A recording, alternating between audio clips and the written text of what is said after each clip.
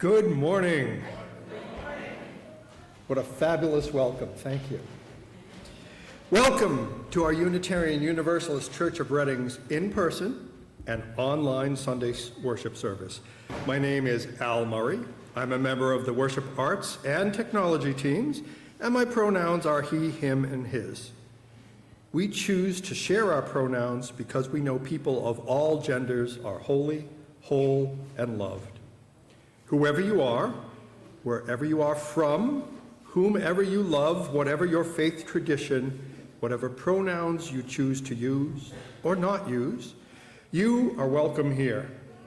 All are welcome here as we gather to create an understanding, welcoming, and family-friendly community where we nurture to and explore individual spirituality, work to build a committed, loving community, and to help heal the world. If this is your first time with us, I would like to extend a special welcome to you. If you haven't already, please look at our website at uureading.org for more information about our church. Here you can learn more about this beloved community and connect with our staff. For those here in the sanctuary this morning, please come and speak to anyone involved with today's service after. A reminder that there will not be an in-person coffee hour today, as the spring congregational meeting will be held online after the service. You should all have time to go home, brew your own coffee, and join us online. It'll just be at the regular Sunday coffee hour link. Please see the newsletter, which came out this week, and the warrant for information. Reverend Laura has the day off. Our guest service leader today is Beth Murray. In addition to being married to me for almost 36 years, Beth has been a member of UUCR since, we think, 1982. During that time, she has worked with the youth, led a children's choir, been a member of the music committee, taught religious education, about your sexuality, and produced the Ivy Cord Coffee House for some 14 years before handing it off. Beth has been a music teacher, a Scottish dance teacher, a piano teacher, and has previously worked for the UUA at headquarters. Since 2005, she has been working for the Church of the Larger Fellowship and is currently the administrator for the Worthy Now Prison Ministry. Not entirely coincidentally, the Worthy Now program of the Church of the Larger Fellowship is our Share the Plate partner for May. You'll learn much about this program today and have an opportunity to support both UUCR and the Worthy Now program later in the service. Again, if you're watching this service online during its initial broadcast at 10 o'clock on May 21st, please join us for our congregational meeting at 11:30 after the service. On behalf of all the staff and volunteers involved in today's worship, I want to thank you for being with us this morning, physically and online. We believe that you belong here. We believe that you belong here, maybe just for the next hour, although we hope you'll stay and come back. You belong here, and we give thanks that you are joining us here today.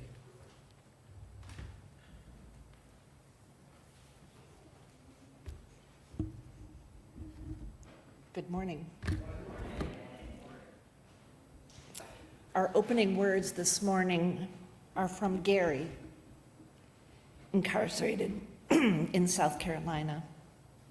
Gary writes, "When I wake up, I find myself in an environment that's so different from the one I once knew. I find I've not merely traveled out of society, but to a place no one warned me about.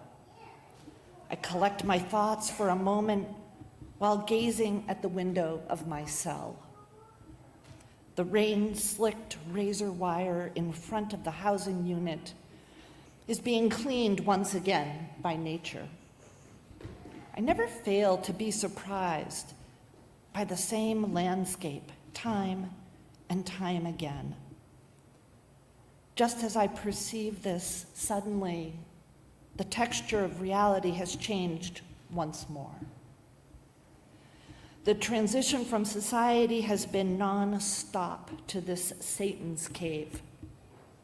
Here is where I dwell, in a momentary lapse of reason.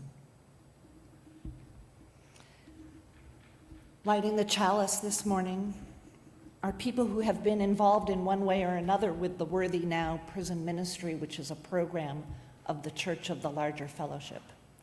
So I invite up, if you have ever written a holiday message to one of our incarcerated members, please come up. If you have ever had a pen pal to someone incarcerated, please come up. And if you have been the executive director of the Church of the Larger Fellowship, please come up and help us light the chalice this morning.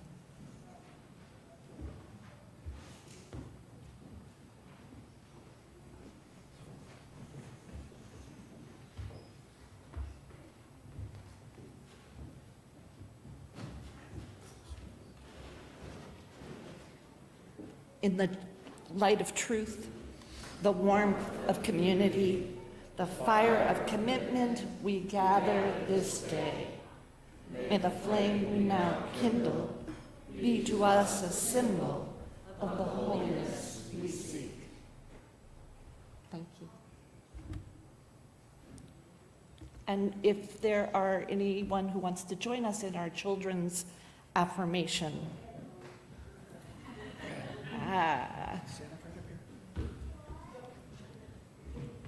Here we go. We are Unitarian Universalist, the Church of the open mind, the loving heart, and the helping hands. And please join us as you are able in singing our first hymn of the morning, number 299 in the gray hymnal, Making Channels.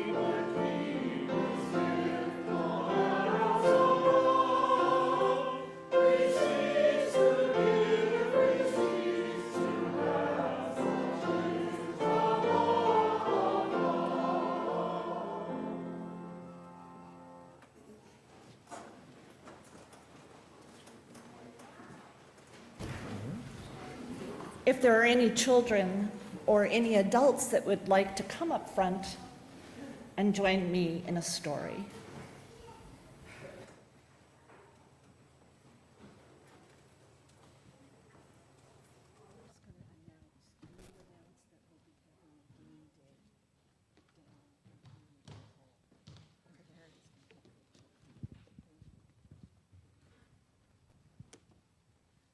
Good morning. So just pretend I'm from outer space. I feel a little spacey sometimes.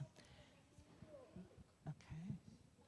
Can you tell me what an umbrella is? Pretend I've never seen one in my entire life.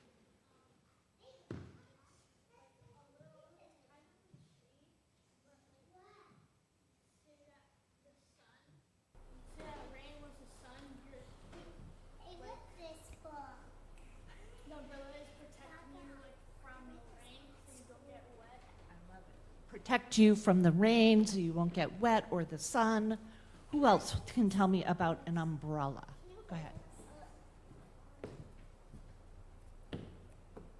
It's because the umbrella is hanging from the rain. Yes. Well, the book I'm going to read today, and can someone remind me, I have one question, and your brains are better than mine. I have one question to ask you after I've read the story. So if I forget that question, who's going to remind me? Fabulous. All of you can remind me. You can all, I think I'm going to read it. So this is called The Big Umbrella by Amy June Bates. You can read it with me if you want. I want to read too. I want to read too. Keep going. No. By the front door, What? there is an umbrella.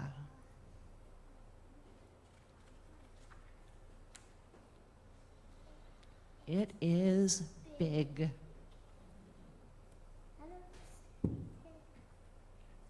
It likes to help.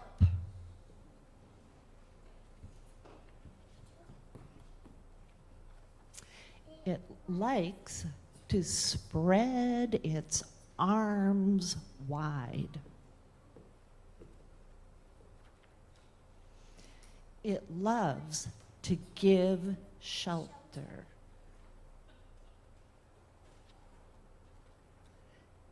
It loves to gather people in.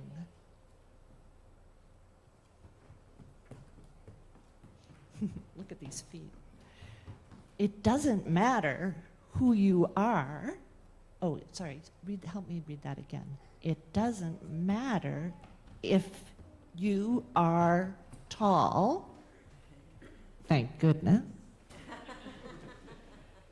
or hairy,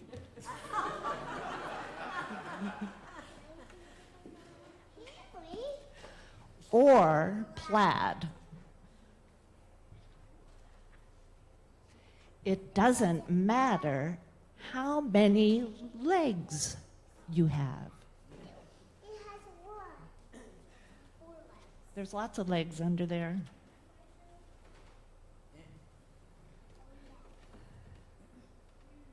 Some people worry that there won't be enough room under the umbrella.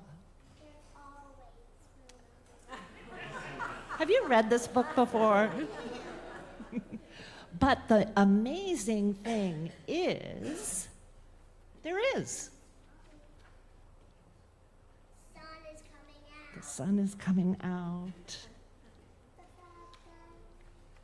This is my favorite picture in the whole book. There is always room. So what were you going to remind me of? Right. So my question is, how is this church like an umbrella? Who's got some ideas? The church is shelter. Who else has an idea? The church has shelters because it has a roof. It has a roof. Gavin?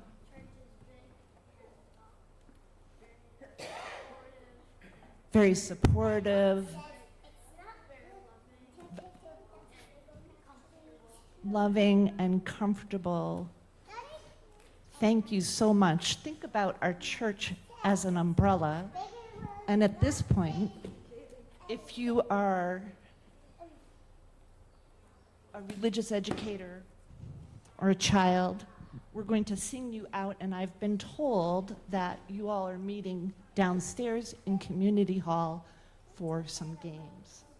So enjoy that time. Will you join me in singing the children out?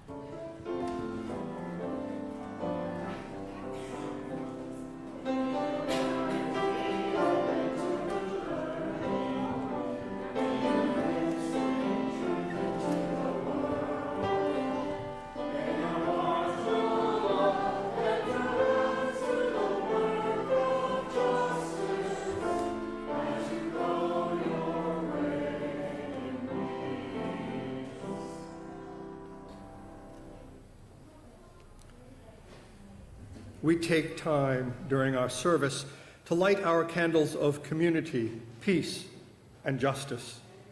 We light our red candle of community to signify our interconnection. Wherever you are in time, space, we light this candle holding you in love.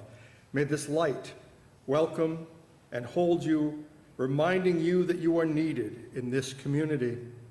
As we light this candle, I invite you to speak aloud the name or names of people who are on your mind and heart today, to bring them fully into this space. David. Kit.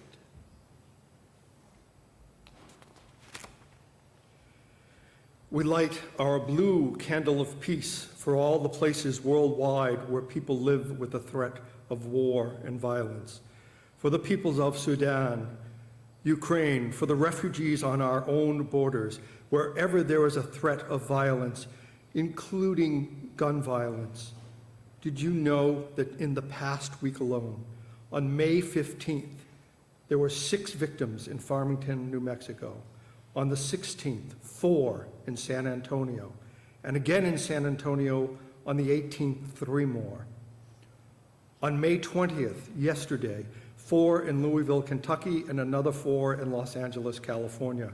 And early this morning, 2 victims in Kansas City. And even closer to home, there was a shooting yesterday in Mansfield.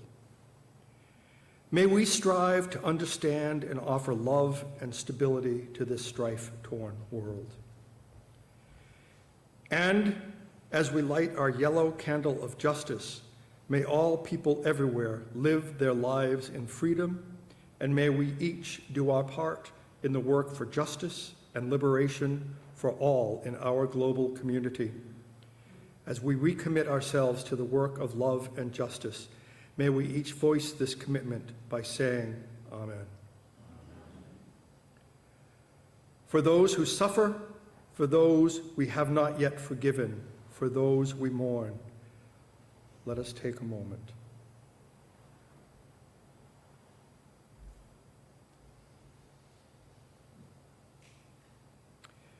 If you would like to light your own candle of hope, prayer, or thought, please come forward.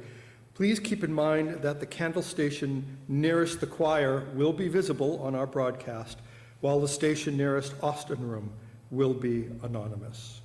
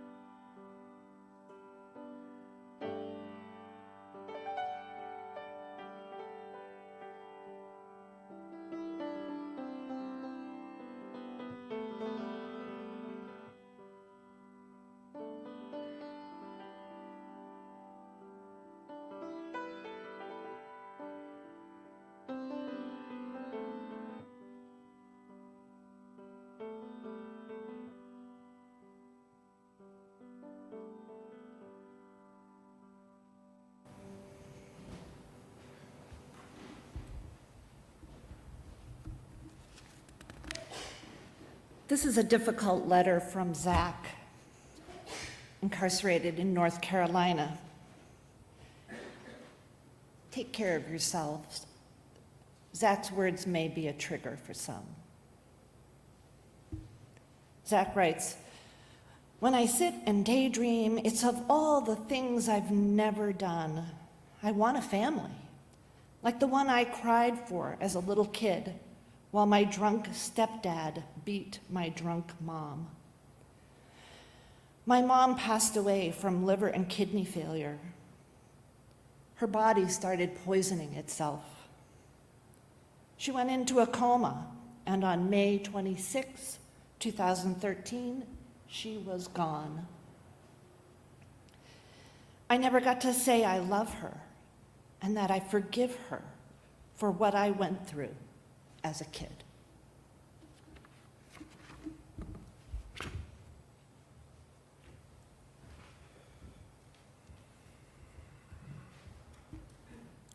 Our reading this morning is from Randy, who is incarcerated in Indiana. For most people, waiting takes place in a doctor's office, a teller's line at the local bank, or a drive-through anticipating food. For other, maybe it's waiting for your boyfriend to pop the question, or for your child to come running out of school and greet you with a smile and a hug as the bell rings. Whether it's a few minutes or a few hours, waiting is normally over quickly and painlessly, and life goes on. Unfortunately, for me, waiting is my life. I wait every day, locked in a 6-foot by 9-foot cell, 23 hours a day, for any sign of life from the outside world. I wake up and wait for breakfast to be shoved through my door. I wait to be handcuffed and taken out for my 30 minutes of recreation. I wait for lunch. I wait to be handcuffed again and taken to the shower. I wait for the mail and hope for a message from the outside that I am not forgotten. And as the guard passes me by and leaves me empty-handed, I wait for the feelings of hopelessness and despair to pass, so I can go to sleep and wake up to wait once again.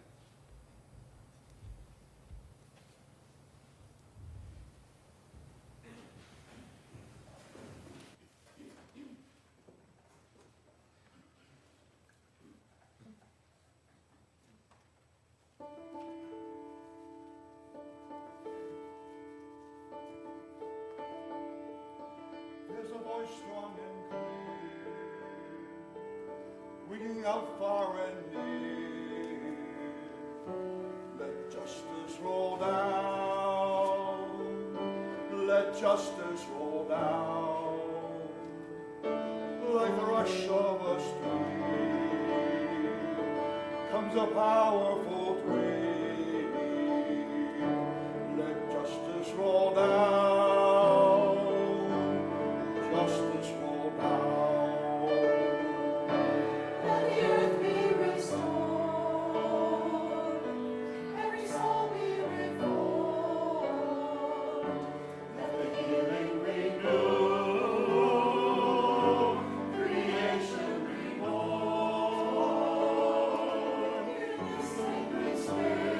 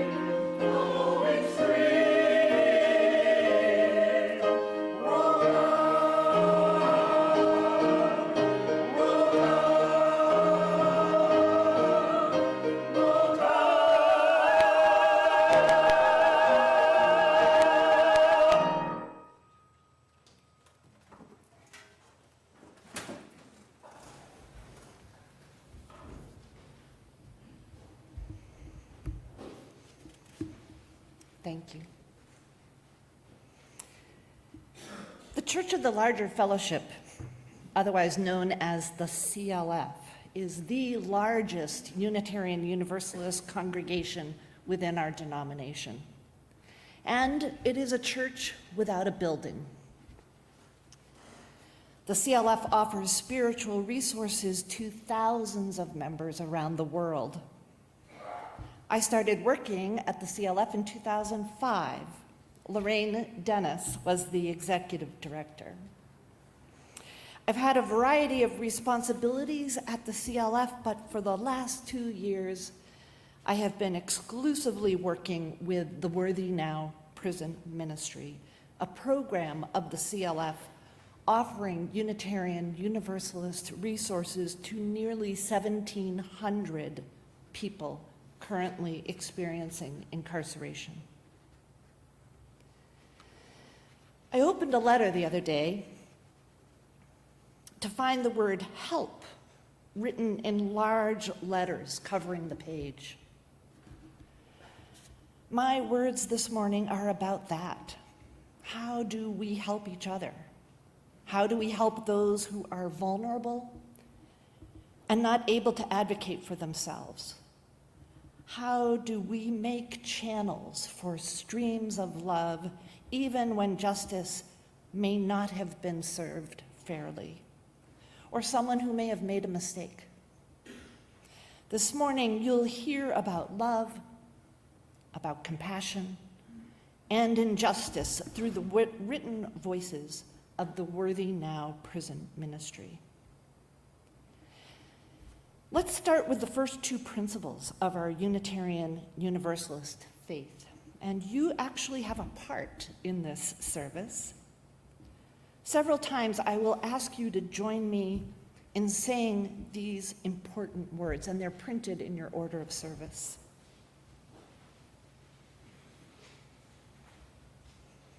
Join me. We believe in the inherent worth and dignity of every person. We believe in justice, equity, and compassion in human relations. What does Unitarian Universalism look like behind prison walls? Before you hear more words from our incarcerated members, you have to first understand what is meant by the prison industrial complex. An abolitionist organization called Critical Resistance defines the prison industrial complex as follows. The prison industrial complex is a term we use to describe the overlapping interests of government and industry that use surveillance, policing, and imprisonment as solutions to economic, social, and political problems.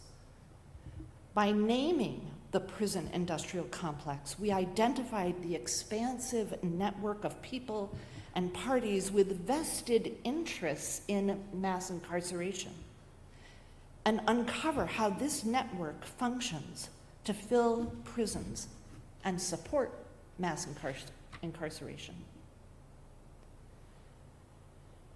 Prisons rely on the labor of incarcerated people for food service, laundry, and other jobs while paying the incarcerated workers exceptionally low wages.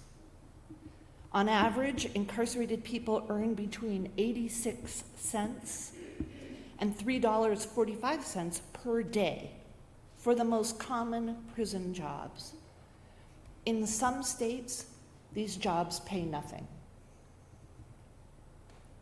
Work in prison is usually mandatory with little regulation or oversight, and incarcerated workers have few rights and protections. If they refuse to work, incarcerated people face disciplinary action. For those who do work, the low wages they receive go right back into the prison. Prisons charge prisoners for basic necessities like medical visits and hygiene products. Forcing people to work for low or no pay and no benefits while charging them for necessities, allows prisons to shift the cost of incarceration to incarcerated people, hiding the true cost of running prisons for most Americans. For private business, prison labor is like a pot of gold. No strikes, no union organizing, no health benefits, no unemployment insurance or workers' compensation. An organization called the Prison Policy Initiative released a report titled Mass Incarceration, the Whole Pie, 2023. Highlights from the report include these 5 facts. 1, although prison populations are still lower than they've been in decades, prison populations are beginning to increase as pandemic-related slowdowns in the criminal legal system are no longer driving down prison admissions. Additionally, officials continue to release fewer people from prison than before the pandemic. 2, the U.S. continues to lock up hundreds of thousands of people pre-trial and therefore legally innocent every day. 3, Black people are still overrepresented behind bars, making up to about 38% of the prison and jail population, and only 12% of U.S. residents. 4, harsh sentences do not deter violent crimes, and most victims don't support them. Most victims of violence prefer investments in violence prevention and alternative ways of holding people accountable rather than incarceration. And number 5, at least 113 million adults in the US, roughly 45%, have a family member who has been incarcerated. And 79 million people have a criminal record revealing the ripple effect of locking up millions of people. The walls and restrictions that keep these individuals out of public life also keep them out of the public eye.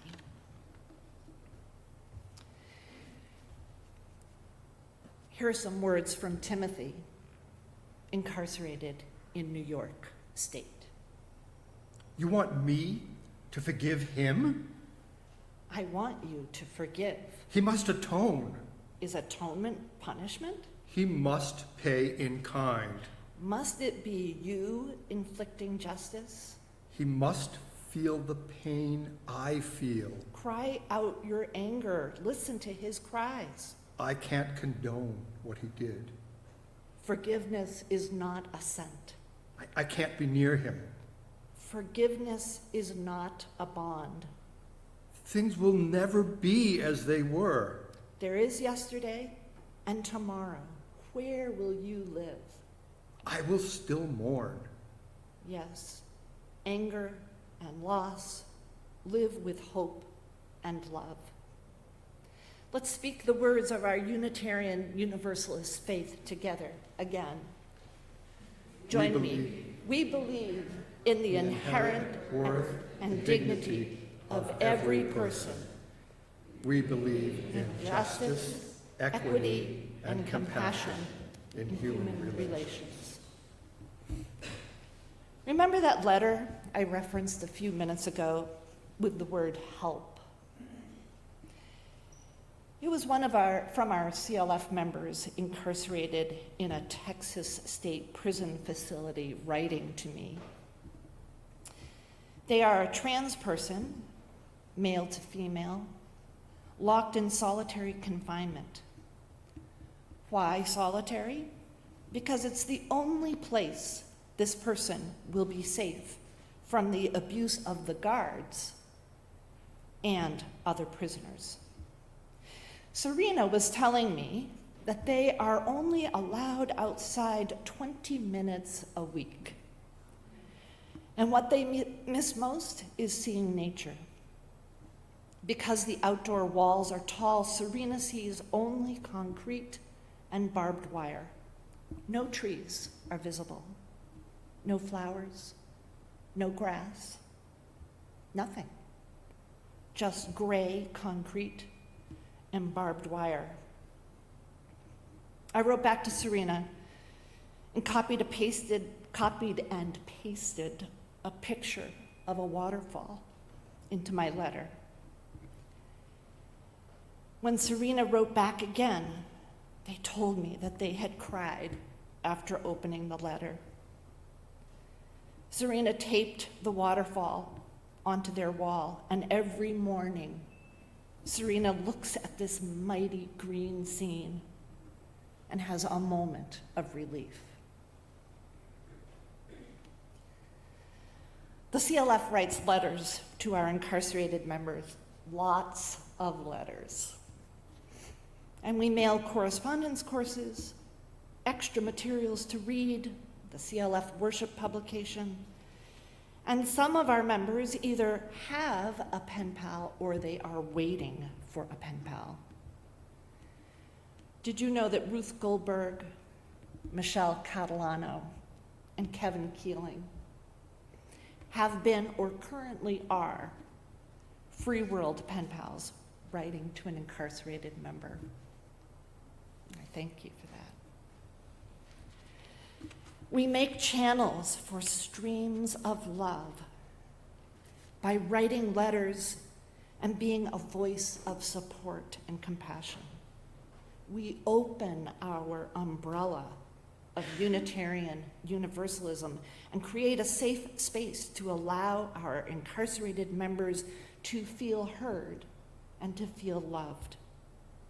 We offer just a small moment of relief from the traumatic environment of prison. And here are some words that we write all the time. You have not been forgotten. You are worthy. Breathe deeply. Take a moment, close your eyes, and breathe again.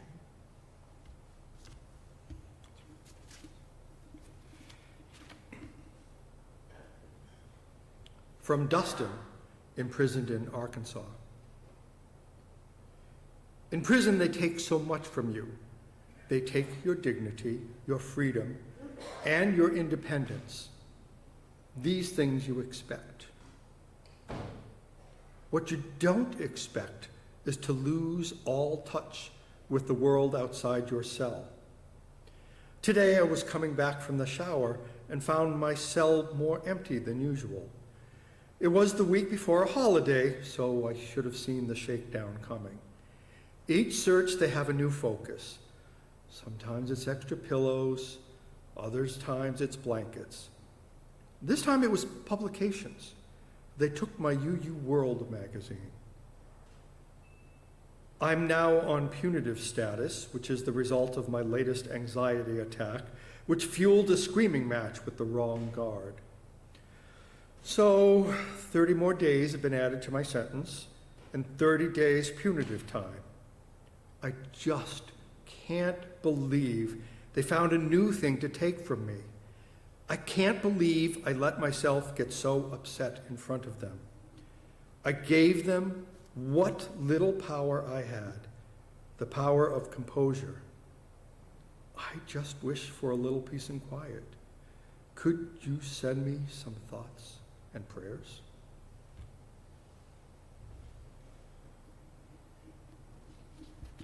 From John, formerly incarcerated in Oklahoma, but now deceased.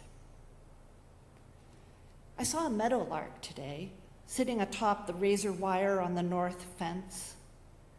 It's been many months since meadowlarks were here last, many months. I've missed seeing their bright yellow bellies and hearing their shrill cries that seem to say, "Happy bird, 3 notes. Happy bird. Hearing those notes make me happy too.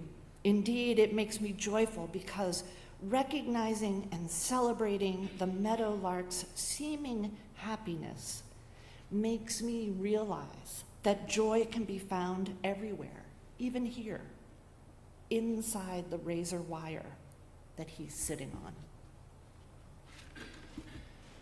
Join me in saying the words of our faith again.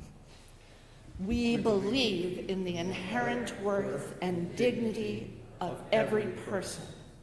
We believe in justice, equity, and compassion in human relations. A report from the National Library of Medicine says the following. Prisons can be violent, harsh, psychologically damaging environments. Incarcerated people live in an environment that is both depersonalizing and dehumanizing.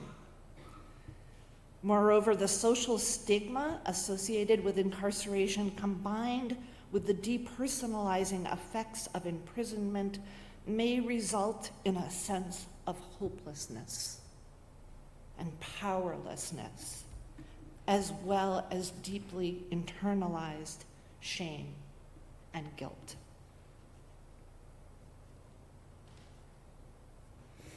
From Brad, incarcerated in Illinois. I pray every day, more than once most days.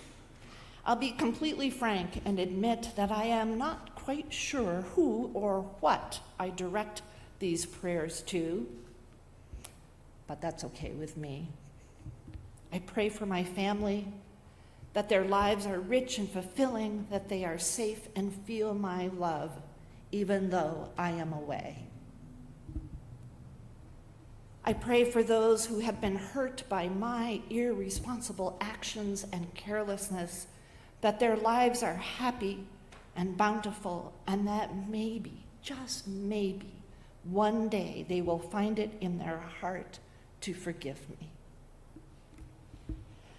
I pray for the wisdom to recognize the right thing to do today and the strength to carry it out in spite of my inherent weakness and tendency to stray. I pray for my adversaries, and I pray to remove any and all hatred from my heart as it poisons me. Finally, I pray that I will be given the opportunity to help others and make a difference for the better in people's lives when I am free from this place.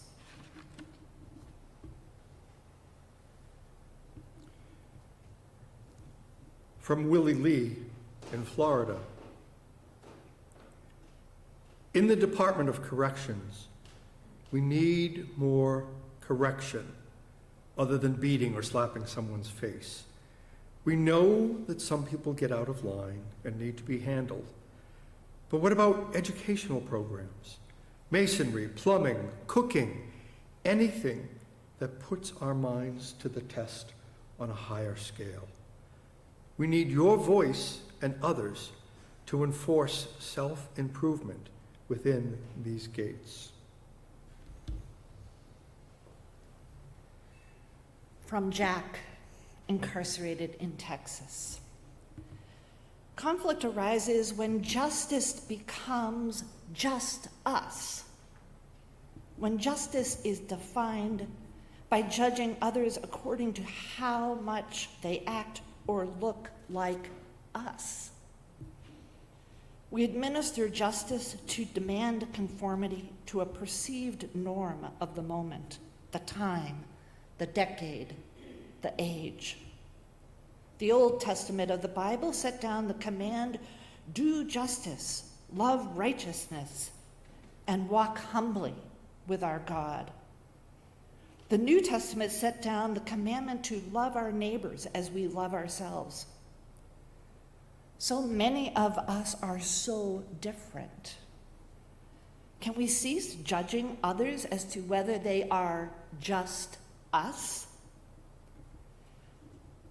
Could we all walk humbly with our God, hand in hand, lifting up those who need a helping hand to join us on our walk?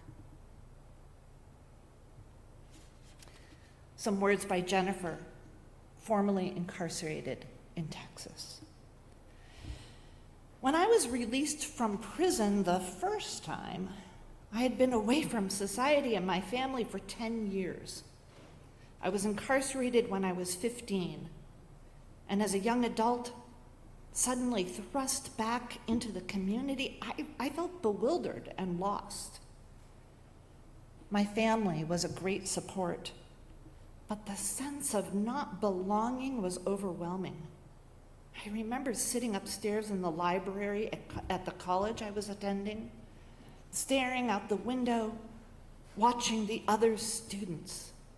I don't belong here, I used to think. Even in my family's living room, I still felt like I didn't belong. There's such a sense of isolation and loneliness in that.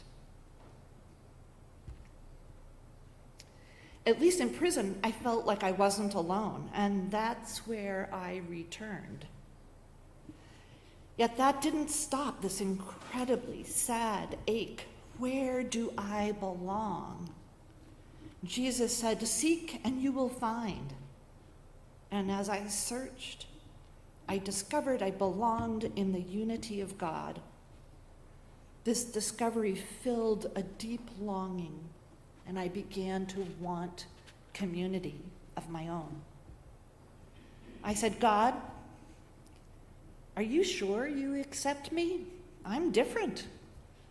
I'm a lesbian. I'm an ex-con.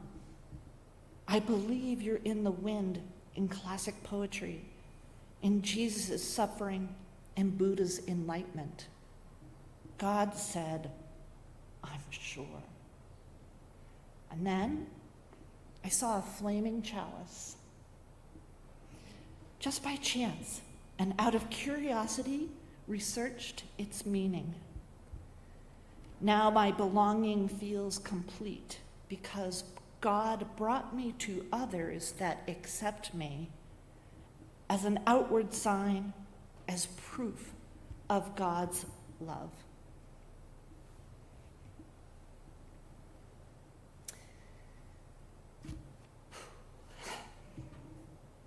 Did you know that I can help you live into your Unitarian Universalist values by becoming a letter writer to someone behind bars? The CLF has members who are abused daily and exist within an inhumane prison industrial complex. Your non-judgmental UU words, your letters, could provide a moment of relief from the insanity of prisons. We can help those who are vulnerable.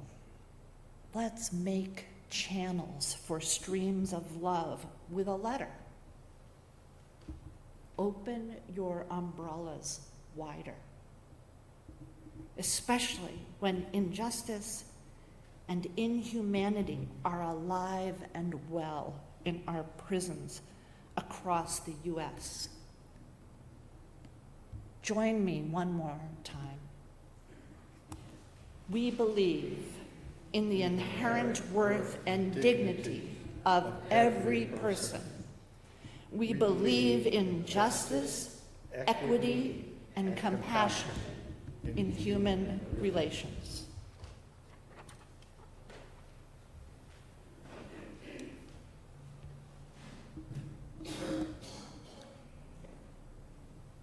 Every week, we take the time to demonstrate our commitment to this church by taking a physical offering. Each week, we share half of that offering with an organization that shares our Unitarian Universalist ideals. We do this not because it is extra money, but because by sharing what we have, we show our commitment. This month's offering is being shared with the Worthy Now Prison Ministry, and information about this organization can be found at worthynow.org. If you are interested in becoming a pen pal, ask Beth for information.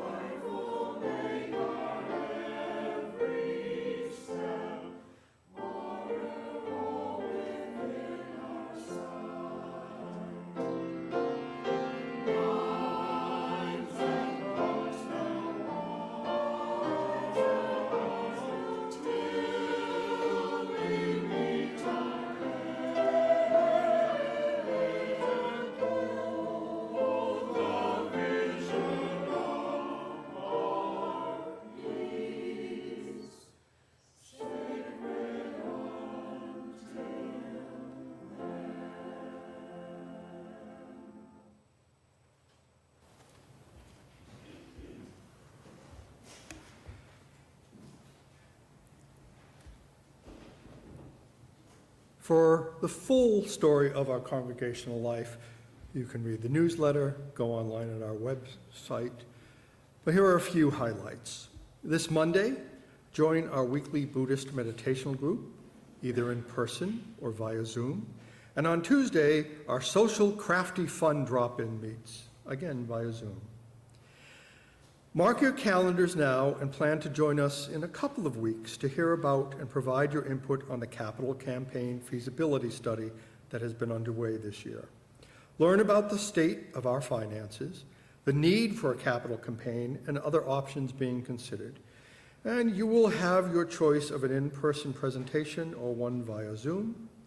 On Sunday, June 4th at 11:30, there'll be an in-person at church, or on Wednesday, June 11th, from 6 to 8 in the evening, there'll be a congregational presentation via Zoom. After the service today, members are asked to invite us via Zoom using the normal weekend coffee hour at 11:30 for our annual spring member meeting. Thank you for being a vital part of our congregational life. Please join us in singing our closing hymn, number 86, in the gray hymnal, Blessed Spirit of My Life.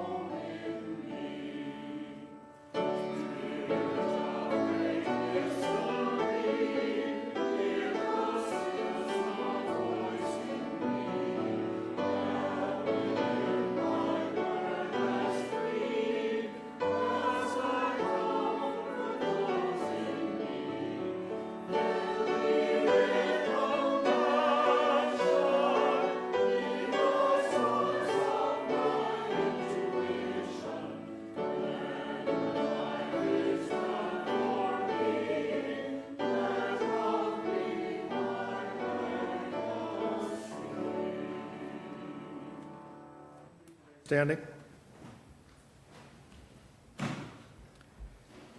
Please join us in our chalice extinguishing words, which may be found in your order of service. We extinguish this flame, but not the light of truth, the warmth of community, or the fire of commitment. These we carry in our hearts until we are together again.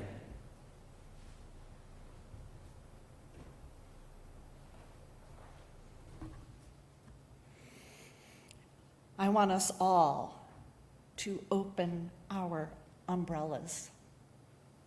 Light the fire within your heart and help me create channels for streams of love.